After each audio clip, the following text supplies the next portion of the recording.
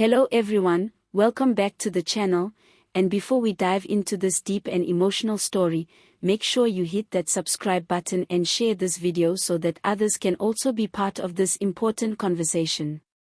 Today we turn our attention back to Marikana, the place that still lives in the hearts and minds of South Africans as a scar that refuses to heal.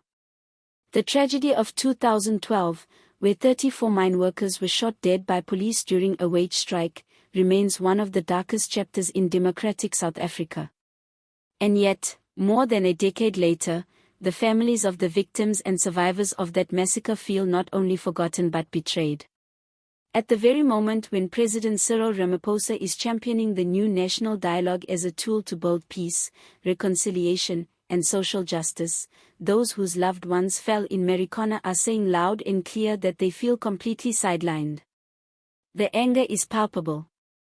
For these families, Ramaphosa's promises of renewal and unity sound hollow when the pain of their loss has never been fully acknowledged in action.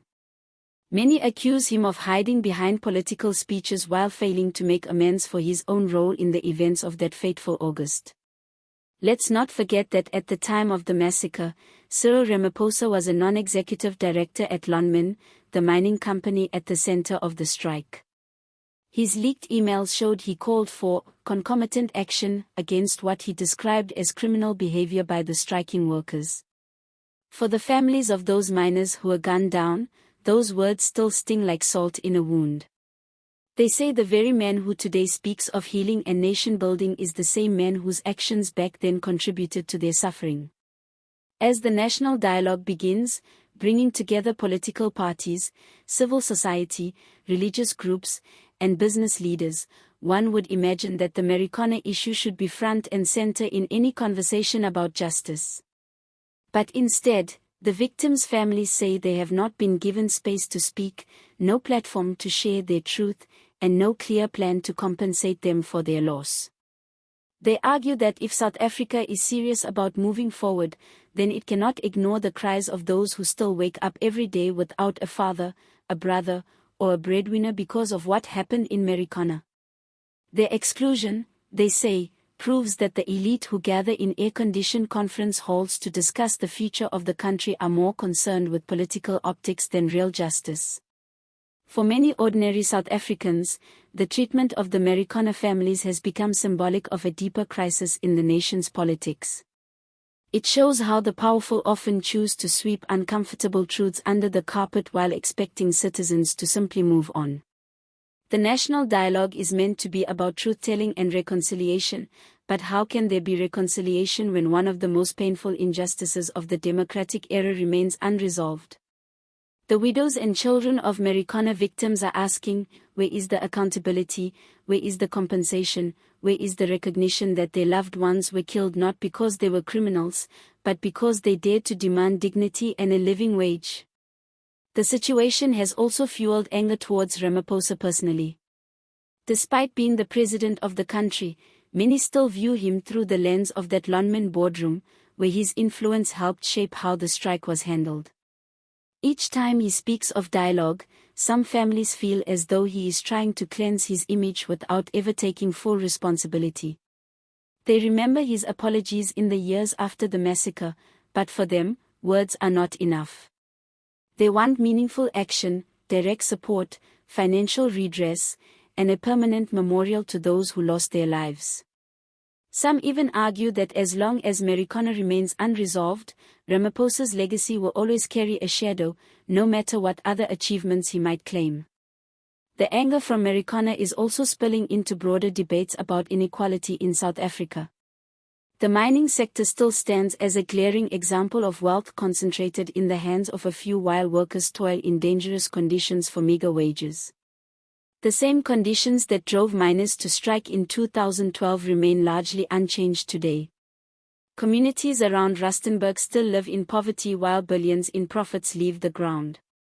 For many activists, ignoring Marikana in the national dialogue is not just an insult to the victims but also a refusal to confront the deeper structural injustices that continue to fuel unrest in the country. As the national dialogue continues, the divide between leaders and citizens grows more visible. On one side, polished speeches about unity and development are being delivered. On the other side, the voices of grieving mothers and hungry children are drowned out. It is this disconnect that is causing frustration across the country. South Africans are asking whether the dialogue is truly about them, the people, or just a public relations exercise for the political elite. If it is about real change, then surely the voices of Marikana must be central, because justice that excludes the most wounded is no justice at all. The wounds of Marikana are not just about the past, they are about the present and the future.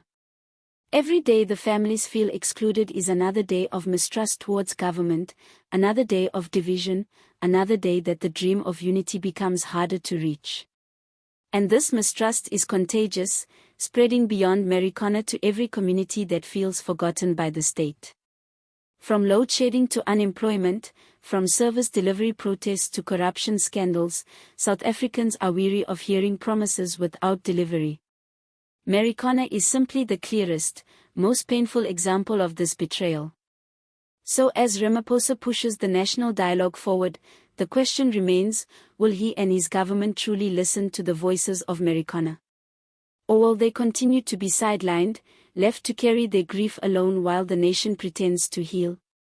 If the answer is the latter, then this dialogue risks becoming nothing more than another empty exercise.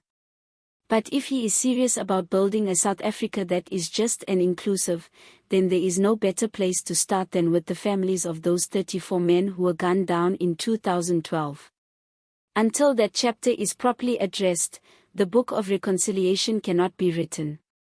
The people of Marikana are not asking for pity, they are asking for justice. They are not begging for sympathy, they are demanding recognition. And they are not crying out to be included in a political game, they are simply insisting that their voices matter in the building of a nation that has already taken so much from them.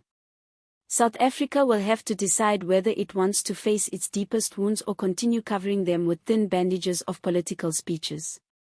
Because the truth is this, without Marikana, there is no real dialogue, there is no real healing, and there is no real South Africa.